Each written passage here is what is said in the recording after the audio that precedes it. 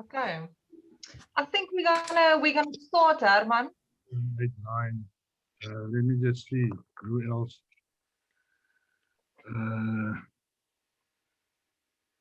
Jean-André Geldenhuis is not here.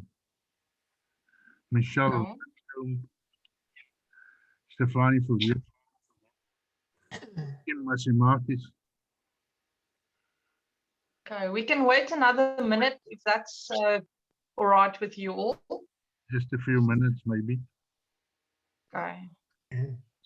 People have still. Yeah, Lloyd also said he's going to join. He's got tennis until past.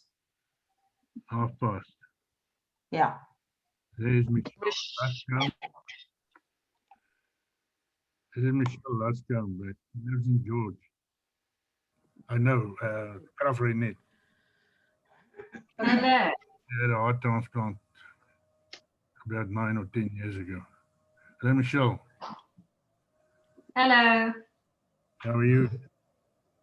Fine, I'm well and healthy. How are you? Very well, thanks. Cool. Hi, Michelle. Long time no see. Yeah, well, I'm isolating. That's probably why. That's In good. all senses, completely isolating. Let me get my earphones. How is everyone? Am I late? No, just a few minutes. Sorry.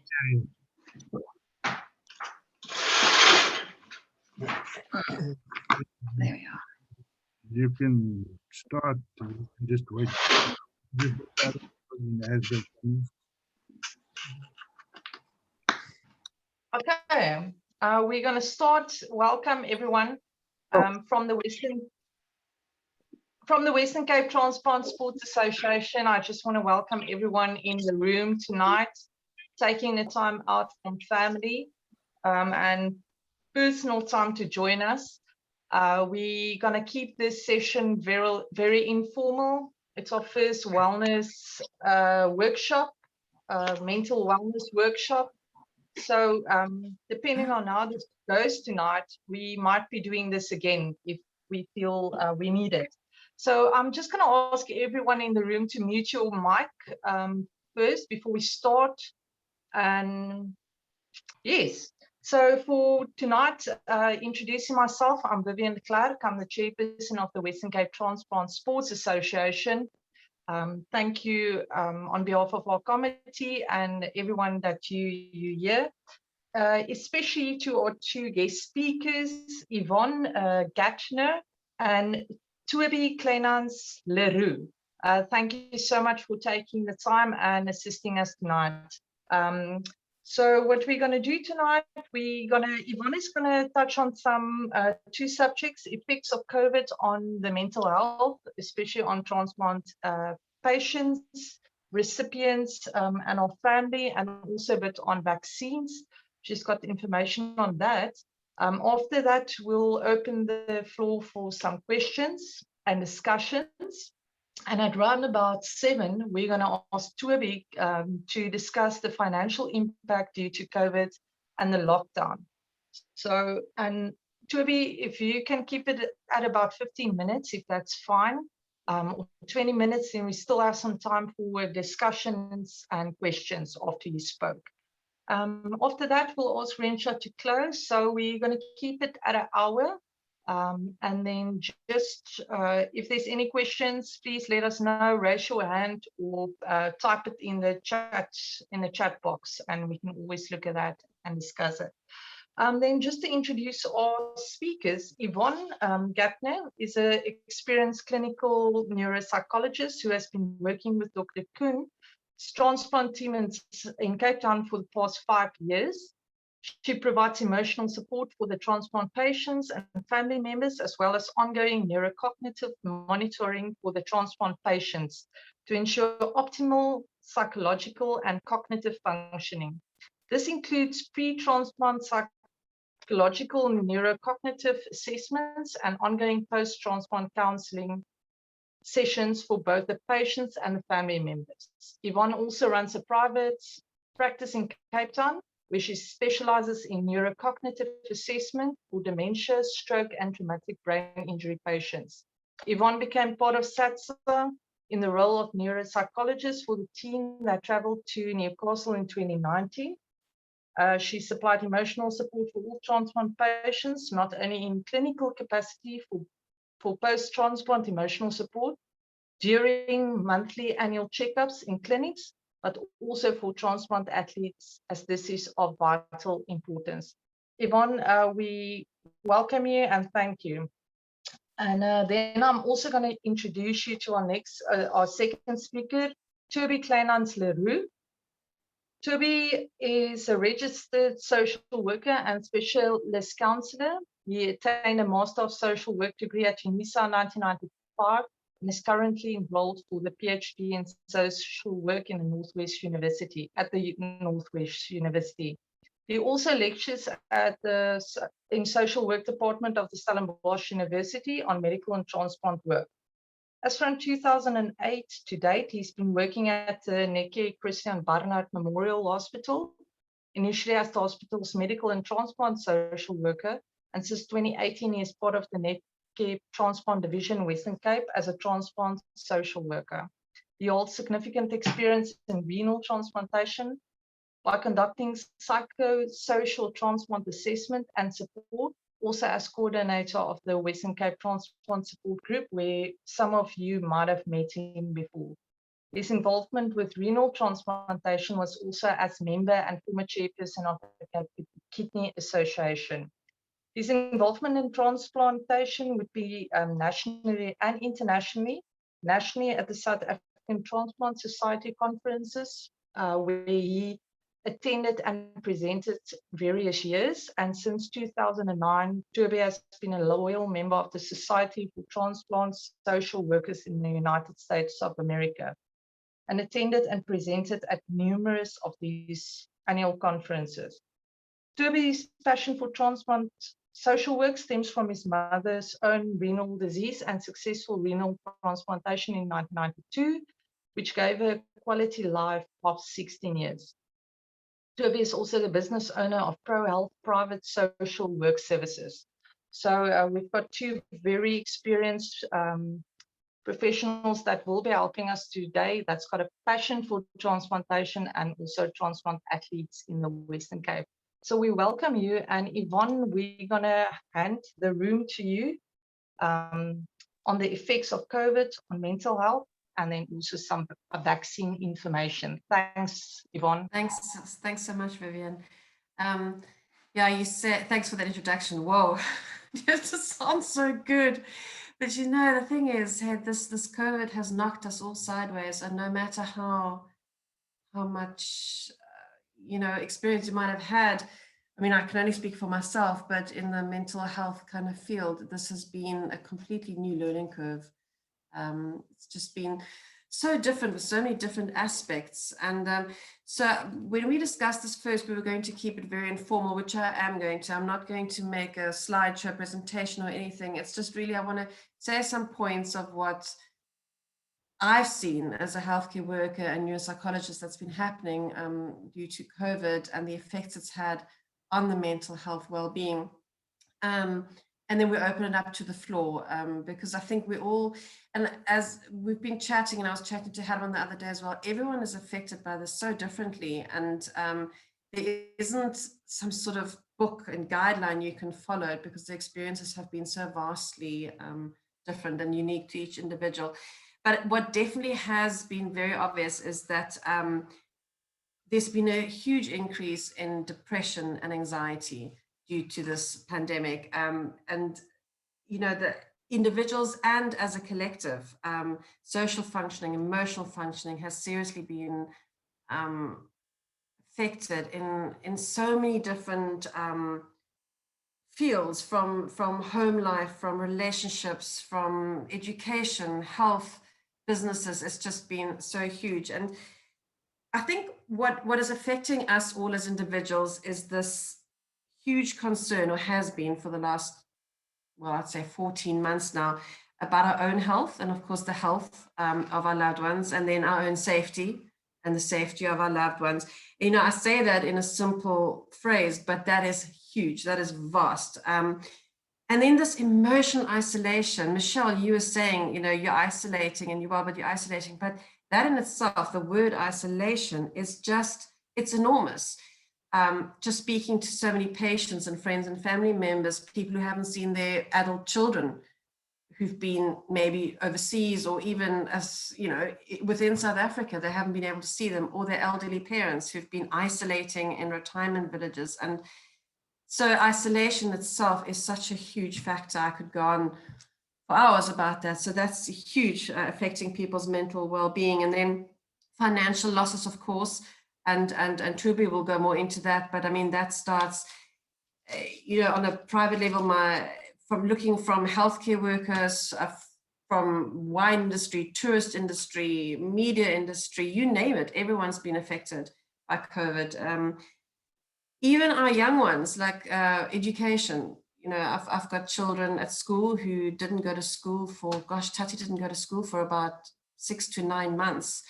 And that has affected our younger generation enormously, from being just isolated, segregated from their peer group. I mean, I just want to put in something personal. My daughter, she was okay. She's doing online schooling, and luckily enough, she goes to a school where everything was set up and it was great.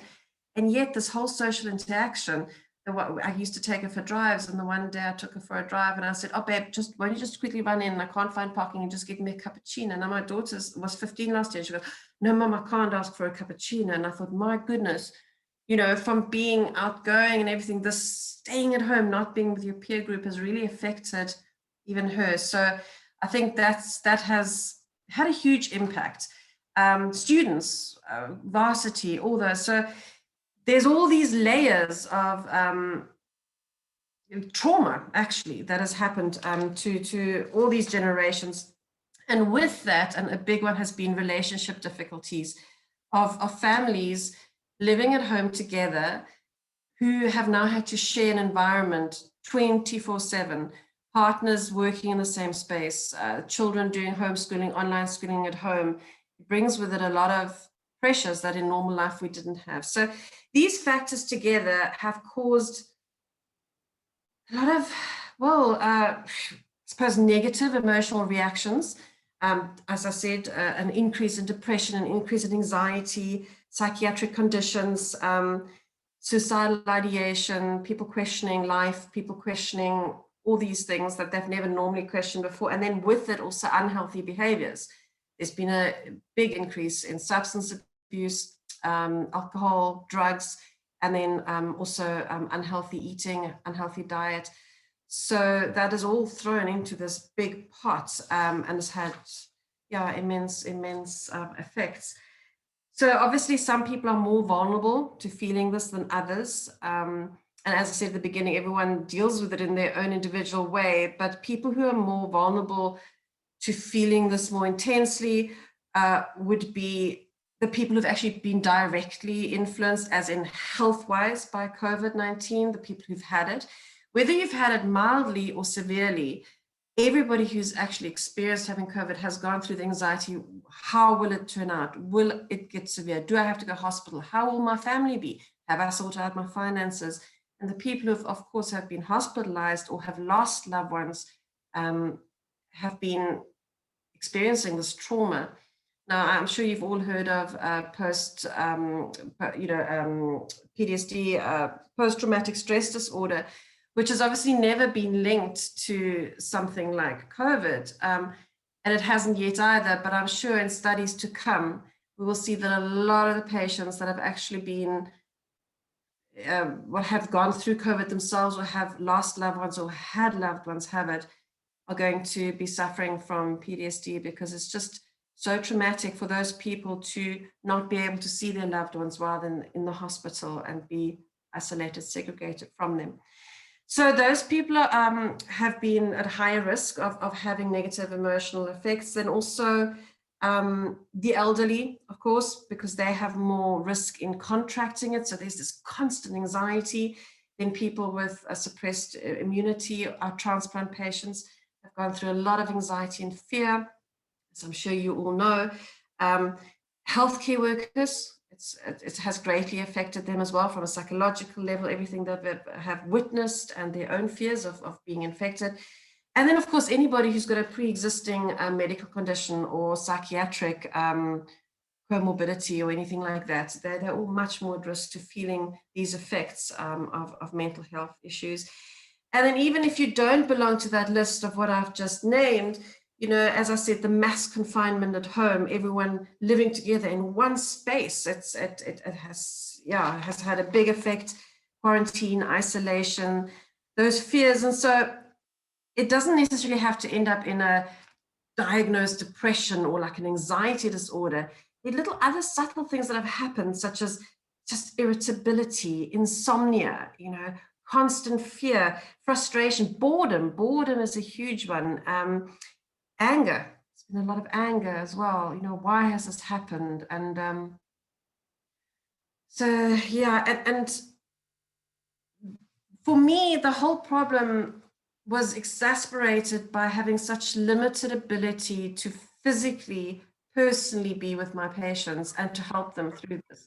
It's all very nice having these Zoom meetings but there's nothing quite like personal interaction, touching, you know, hugging, holding. And so for me as a healthcare worker, from the transplant side, it's been terrible not seeing our patients. Now, I work with Dr. Kuhn's transplant team, so we would normally meet at the weekly clinic. We see our patients either annually or every 3 months, or depending on where they're at in their transplant. But even if they just have a worry, they come in, we chat, you see each other, and we haven't had that. So I've been very distant from my patients and been trying to do it over WhatsApp or phone calls, but it's just not the same. So I'm sure, Toby, you felt the same way, where when you cannot physically be with it, there's just this, again, this limitation to being able to help and support.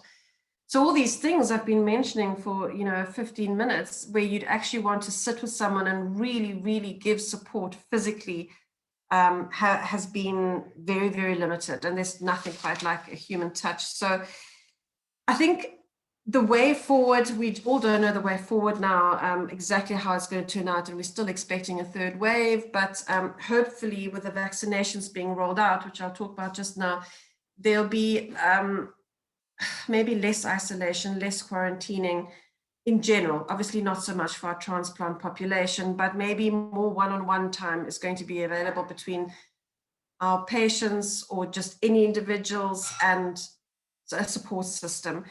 I think learning cognitive behavioral skills, how to deal with the triggers, how to deal with trauma, just psychoeducation will help everyone. And maintaining our routines, getting back into some sort of routine seems to be helping people, but mostly staying in touch with loved ones and friends and getting back into that, which is quite difficult actually when you've been out of it for a year, to make yourself.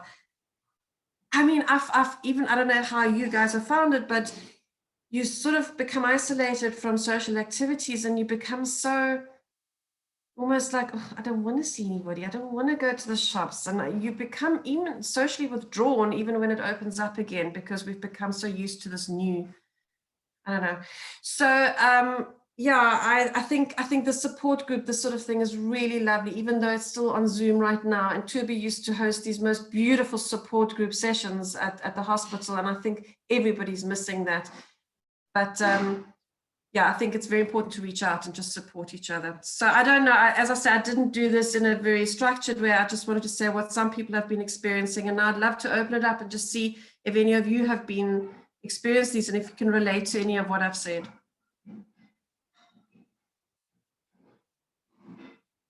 Anyone? Okay, so I can say, if I just want to add on, definitely. Yes.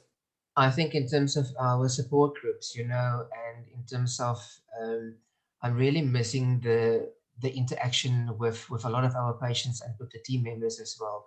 And I tell everyone that our support groups, they are unique, they are so special because we all talk the same language in terms of transplantation, and people hug, people kiss, and they are concerned about one another, reach out to one another. And the main aim of the support groups, we all know, is basically to, especially in terms of kidney donation as well, that's also the platform where upcoming donors can meet with past donors and recipients with past recipients as well, you know. So there's also that very that personal networking, but also that buddy system support, you know. Yeah.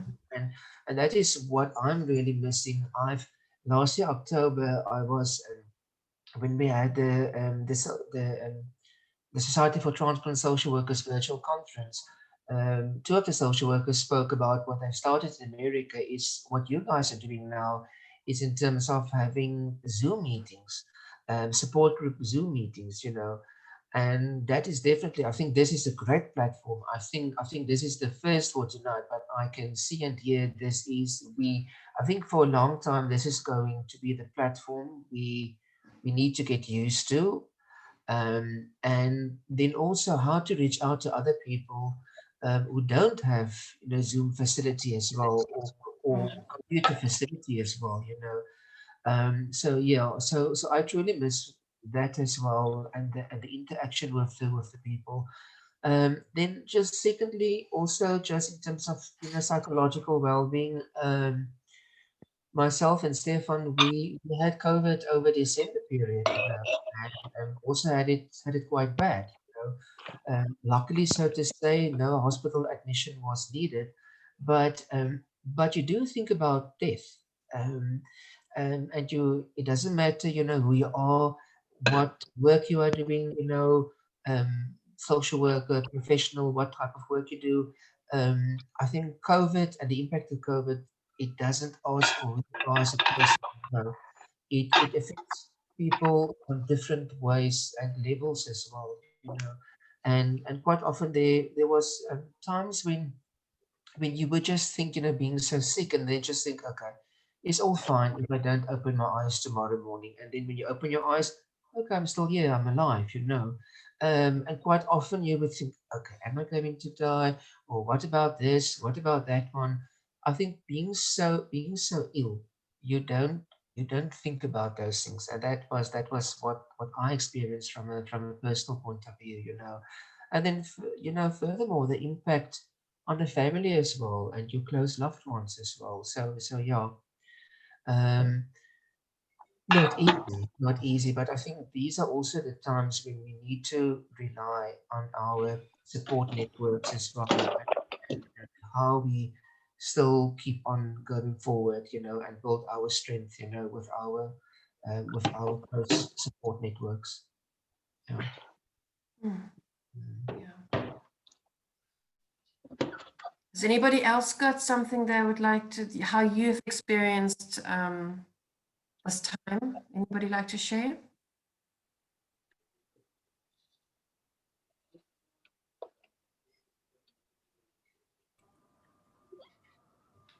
Okay, now for now, all right. Then maybe, Vivian, would you like me to just talk very briefly about the vaccinations? I mean, I don't have much info on it right now, but just because, you know, it's forefront on everybody's mind. Oh, and the good news is, I guess all of you have heard, but they have stopped the suspension of Johnson & Johnson again this morning in South Africa, which is just such good news. That we will move forward with all the vaccinations. Yeah, I mean, the vaccination, whether to take a vaccination or not, a big question in everybody's mind, and everyone has different sort of viewpoints.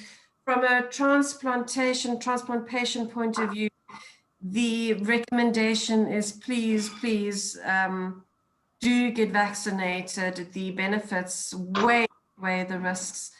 And you know, from a statistical point of view, which is all obviously in its infancy, you know, people who have a compromised immune system or immunity, they're like 3 to 5 times more likely to catch the virus in itself. And then I think they're up to 10 times more likely to get severe illness and have real complications. And obviously everybody needs to inform themselves whether they want to be vaccinated or not. But it's just, as I said, the risks of getting COVID, especially for transplant patients, is much greater than the risk of the vaccination. And Obviously, the vaccination isn't the be and end all, especially for transplant patients. As we know from the research, results have shown that especially transplant patients don't form as many antibodies as other individuals might do. But we must remember that was from that very first study, the Hopkins data. I don't know if you've all heard about it. I'm sure you have done research on it, where it was the first vaccination that showed that not as many antibodies were produced subsequent to the vaccination as with other individuals. But they're waiting to see what happens now after the second doses. Well, this obviously goes for the vaccinations that have 2 doses. And they're hoping to see a much better result there. But even if it isn't a full result that one has as a transplant patient, at least there will be more partial cover after a vaccination. And I don't know if so vaccination, just very briefly, the way it works is it causes antibodies to be produced by your B cells, but that's by your cells, but that's not the only effect that it has. You also have T cells that get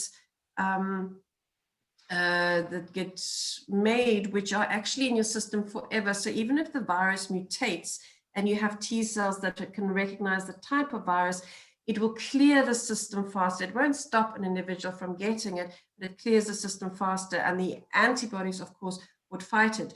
So vaccinations have 2 effects.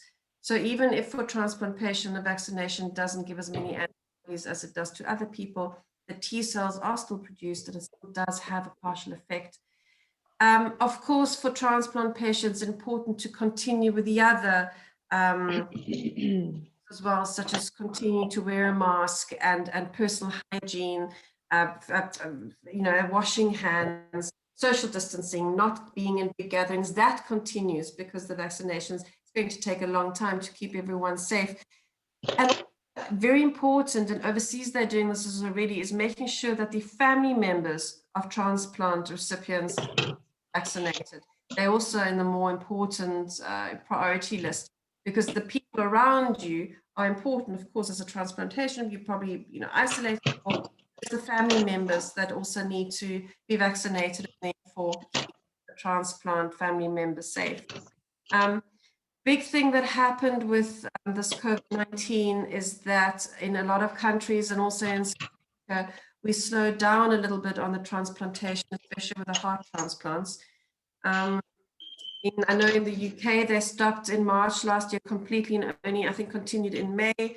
For us, with Dr. Kuhn's team, we have continued doing very, very few heart transplants, only the very urgent ones, and more LVAD, which is the left ventricular device surgeries, because it's more safe at this stage. But it's been devastating for the people on the waiting list and for the family members of patients on the waiting list. There's a lot of hopelessness and disappointment and fear associated with that. So now that the rollout is happening again, please do educate yourself. But if you... Sorry to interrupt you. Can I just ask everyone again to just mute your mics, please? Kim, I can hear you. Sorry. No problem. Sorry. No problem at all. No, I understand. So as I said, just inform yourself. But if you can, and if you are of the opinion that vaccination is something that's beneficial, especially transplant patients, please do tell people and ask them not to listen to fake news, but really do get educated. And yeah. So as I say, I cannot tell you when the second second rollout will be. At the moment, they're doing the healthcare workers. It has been paused. Now it's been going back again since this morning. It's been allowed again.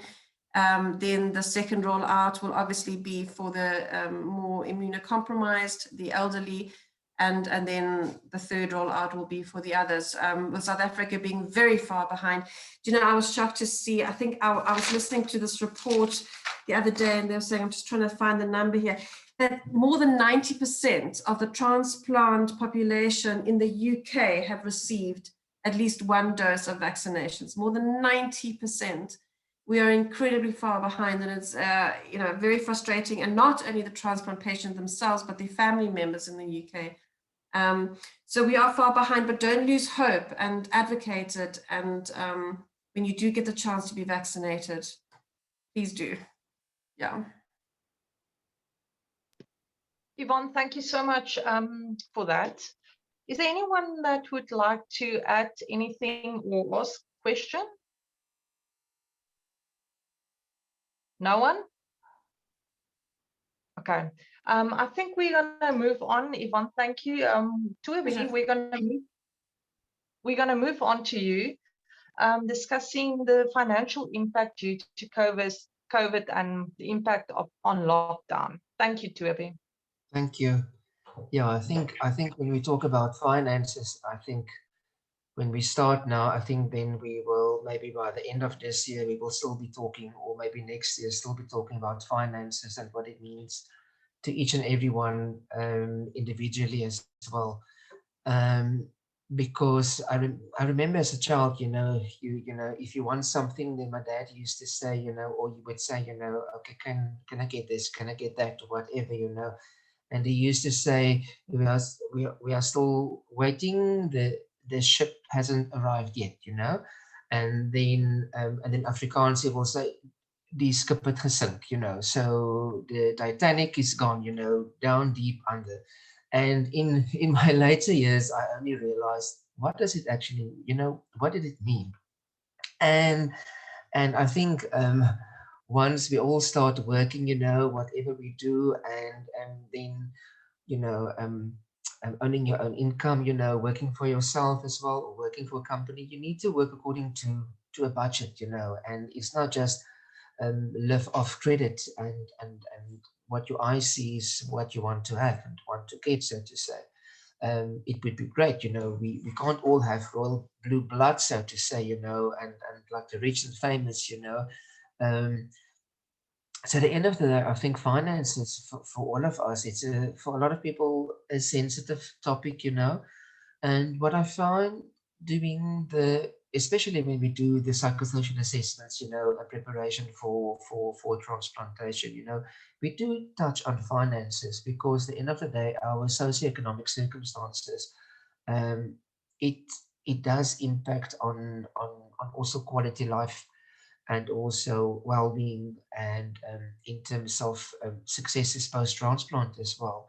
And quite often, especially on the renal side, what I found would be that, you know, a lot of people would assume if you've got a medical aid, then you are financially sorted, and that isn't the case.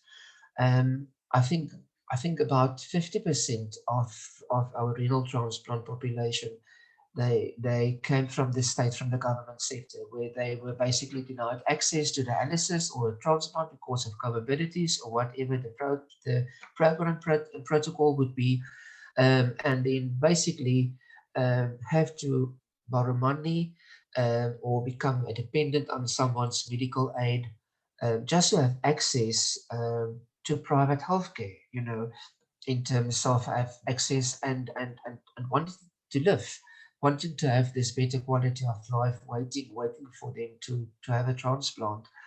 And quite often that is what we see, what is happening. I think also like Yvonne, what you said, is in terms of finances, you know, and especially COVID, you know, if we just look at COVID, you know, it's got a major emotional, psychological, you know, some people committed suicide, you know, or financial distress, or multiple credit cards, so to say, or loans, or they're having to go into the investments, you know, borrow from the investments, or whichever means, just to stay put, so to say, just to put a lot of people, just to put bread on the table, so to say, you know, for the households. And I'm not just talking in terms of our transplant population, but in general, you know, people living in the rural, informal areas as well, you know, where they do live in a shack, you know, where they don't have a lot of money in terms of, you know, supporting their family. So I think for a lot of people is, I think this whole COVID situation, you know, it has resulted we we we as people basically, and individual people, because if you've got your own private practice as well, or if you work for a corporate company, or you are the CEO, whichever way, everyone was basically forced to go and sit down and to do personal introspect in terms of where am I in terms of my own finances, in terms of my company's finances as well, and can I still be financial sustainable? And that is the end of the day. And but further, it's got major psychological impact. You know, like what Yvonne said. You know, people becoming depressed. You know, and stress, and you know, anxiety levels as well. I know a lot of my colleagues, and I think maybe Yvonne, you as well. I know a lot of my colleagues and psychologists. You know, psychologists Because working you're going to switch this off. Because Antonia's in her bathroom and she switched on the thing. So okay, so psychologists, a lot of yeah, okay, with the bathroom light, let's carry on. So a lot of psychologists, I know, you know, nowadays, you know, the practices are doing well, you know, in terms of, well, I mean, yes, a lot of people, you know, there could be financial gain, because, you know, people become more stressed and anxious, you know, in whichever going for therapy for financial reasons, or even for financial dire straits, or psychological well-being, you know. But I know a lot of people also, then on the other hand, you know, where there's not always for I think for health professionals as well, you know, where you don't always have the facility. And again, I am a very um, touchy person, so to say, you know, especially, you know, and we can see at the support groups, you know, where there's hugs, you know, you can see people, and especially a lot of people, you know, there's not always an income, especially when you've got a counseling session, because a lot of the sessions are via Zoom, you know, online sessions. And personally, that is my personal opinion. Uh, I still prefer the old way of doing things, where you've got the person sitting in front of you, and you touch base, you know, in terms of on their emotions, you know. Where nowadays it is just via Zoom as well. We do a lot of Zoom counseling. Um, so the end of the day is when there's financial dire straits, I think you can, where you are, and if you would like to add as well, you know, in terms of because some of you might say, no, I'm fine, you know, maybe it hasn't touched me in A, B, or C way, so to say. But for a lot of people, is, you know, they had to go and rethink, where am I, and where are we as a family in terms of what's our budget, you know. And I think I don't want to say in a positive light, but I think I don't just want to focus on the negative, but I want to think. I think a lot of sometimes people I think prior to COVID, you know, got so used to in terms of let's say just spending and buying and spending and buying, you know, and wanting to have. And I think nowadays it's also where you as a family need to sit down with one another, even if it's only you, but you need to look at what is my income, you know, and how do I plan around that as well? What's my budget? And some people never had a budget, you know. Now you are forced to have a budget. But I think this is also important times for family members to sit down to say, you know, let's be honest, you know, especially if you've got kids and kids want this and that, you know, it's, you know, and explaining you can't have this because of A, B, and C. Of this is what our situation is. So I think this whole thing also asks for um, sitting together as family members, as close loved ones, and discuss where are we in terms of our finances, and also in terms of honesty, in terms of, you know, what can we have, what is a thing of, in terms of what is a need and what is a want, you know. And I've just printed an article. It was a study done last year, October. It was on financial implications, you know, specifically related to COVID. And it says that 85% of South Africans is in need of financial help, but only 55% has no access to credit. And we all know when we need to go to the bank and we need to apply for a home loan or whatever, they look at what's your financial income, what is your financial situation, you know. And not everyone has got finances in place, you know, to live the life that they want to give for themselves, but also for their close loved ones as well. And I think where you guys are sitting, you know your own personal financial situation. You know, some of us are fortunate or lucky to have a financial planner, looking at our investments. You know, where are we in terms of, you know, but not everyone is entitled to that. You know, and I think that is the hardship, so to say, of this whole COVID pandemic, because it forced us to do, I want to say, financial introspect. Where am I as a person? Where are we as a family?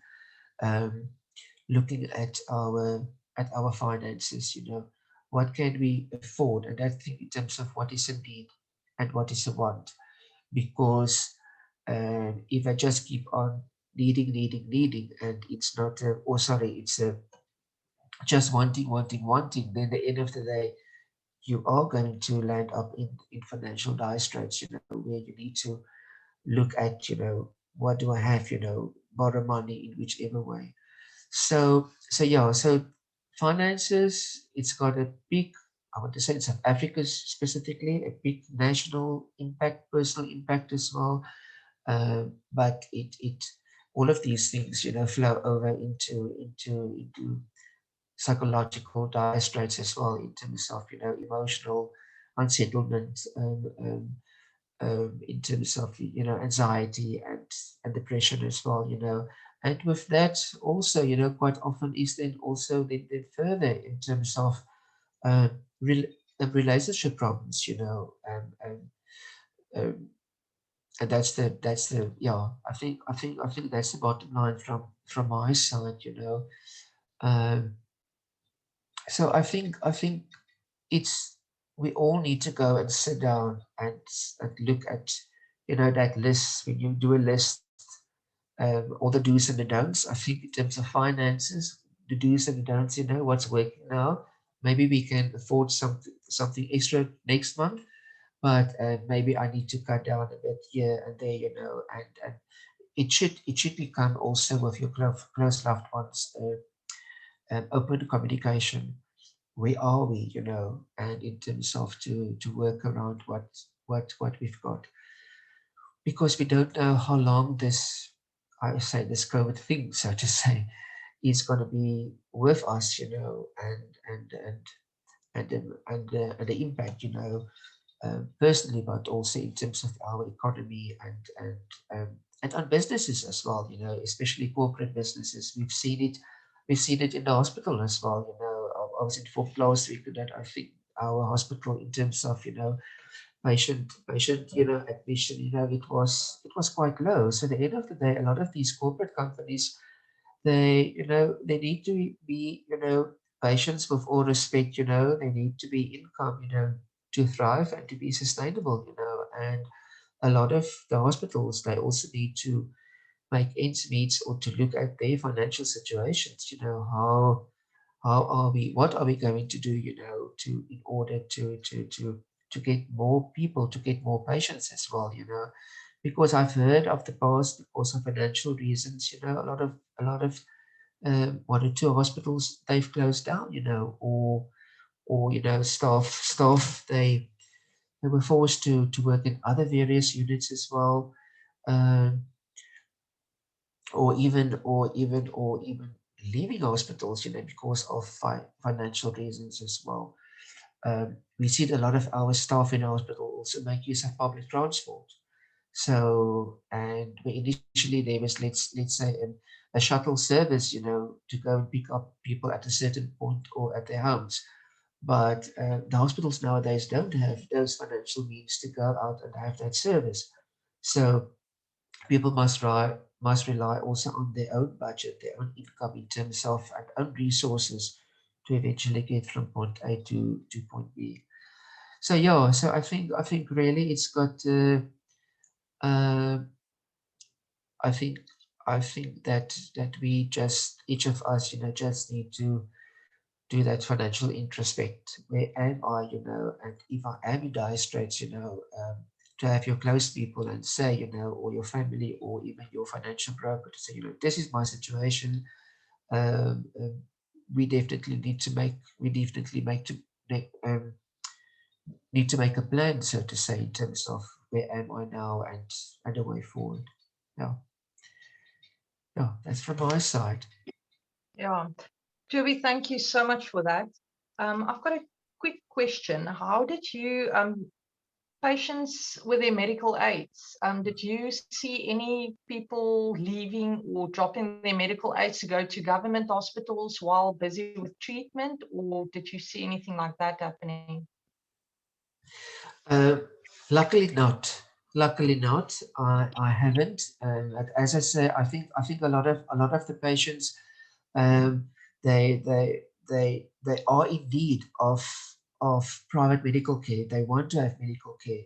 So and quite often they go the extra mile in terms of becoming independent on a family member's medical aid, or uncle or aunt is paying the medical aid, but I've just, last week I saw a lady, and she's basically now coming up for a potential, I want to say, 5th kidney transplant, and finances it's now a major problem. So I think on that side that if there's not any solution coming up, that she would definitely, I want to say, go back to the state sector, because not keeping up, with a medical aid, paying the medical aid, and not to be a doom prophet, but I think, in terms of how long this thing is still going to be with us, I think that could be maybe for a lot of people, in terms of, needing to make that decision, where am I, I am in financial dire straits to pay my medical aid, and I don't always have the resources, or the support, and needing to make that decision to say, maybe I need to go to the state sector. Yeah. Yeah, no, thank you, Toby. Is there any other inputs or questions from the room? Anyone? Hi. Yeah, Nicola here. I don't know all of you. I just wanted to say thank you for putting this together. And the biggest takeaway for me this evening is that people like you, Yvonne, and Toby actually exist in Cape Town. I had my transplant in Joburg, my liver transplant, and I had no idea that there was this level of support for people in Cape Town at all until this evening. So thank you for that. Thank yeah, you. that's why I'm sitting here. Do you know, Nicola, thank you for your comment. They always, they say that transplantation should have a multidisciplinary team handling it.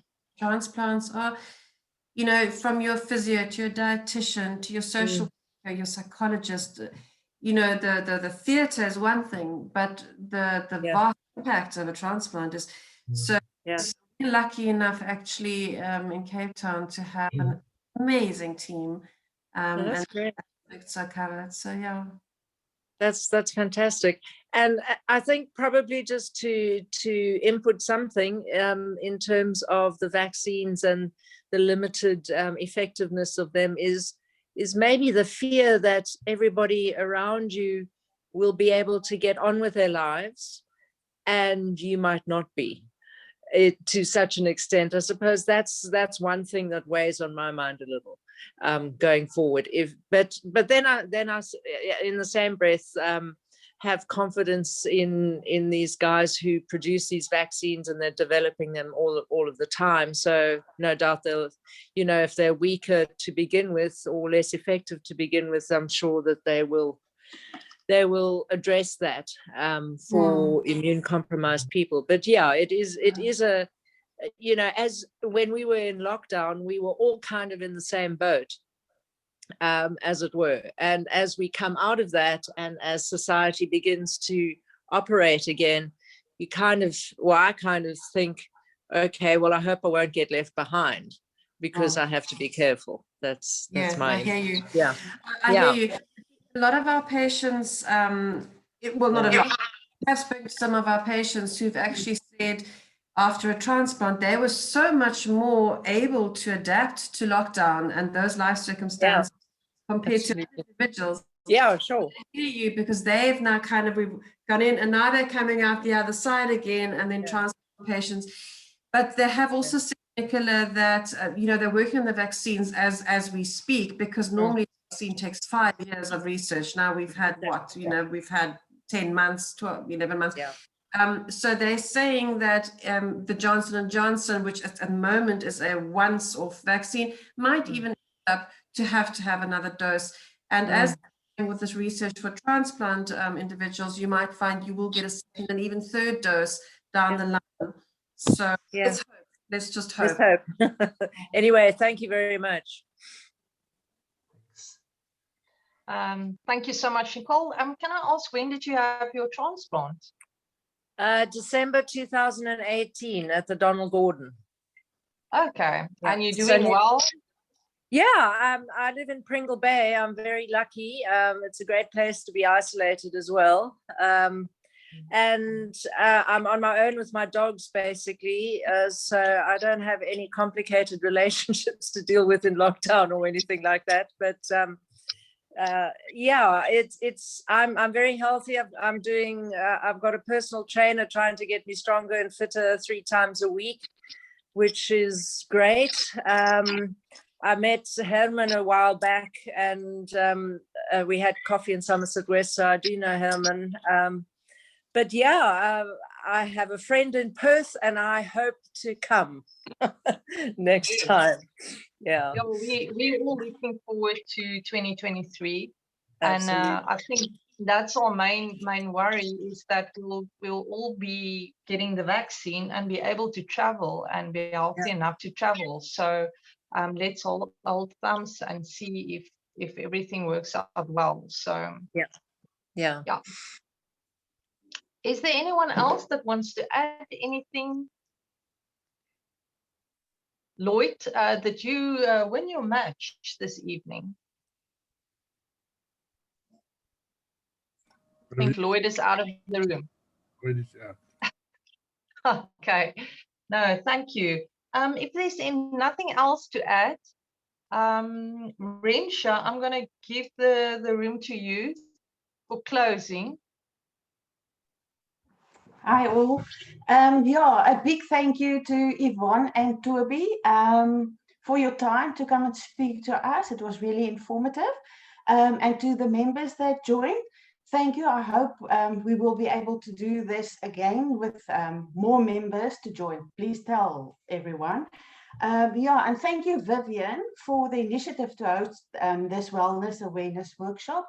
And please, all of you, stay safe and keep fit. Thank you very much. Thanks all. You must have a lovely evening. Thank you so much. See you. Thanks, everybody. Thank you very much. Thank you. Bye-bye. Yvonne, Bye-bye. Thank you. Bye. Bye-bye. your email is available. Mine. So if there's anyone still in the room that wants to email Yvonne, Yvonne, are they welcome to email you if they've got any more questions? Oh, absolutely, of course. Of course. Okay, thank you. Anytime. Yeah, thank you so much, Yvonne and Toby. Everyone else, enjoy. And thanks, Herman, for being our technician. Dankie, Dankie Herman. Herman. Bye. Dankie julle. Herman. Bye-bye. Bye julle. Bye. Bye. Dankie, Herman. Lekker aand. Lekker aan. Dankie Herman. Vivian? Vivian? Rensha, Is jy nog hier? Join jy nou vir JP? negatief. Okay, ek Ek- sal gou-gou. Gaan jy insit? Ja, ek sal gou-gou insit. Is jy beskikbaar? Ek is inderdaad. Okay, ek skakel gou oor na JP. Alright, Rensha, baie dankie. Okay, lekker aand Goed julle. gaan, bye-bye. Bye. Bye julle. Bye-bye, Herman. Lekker aan.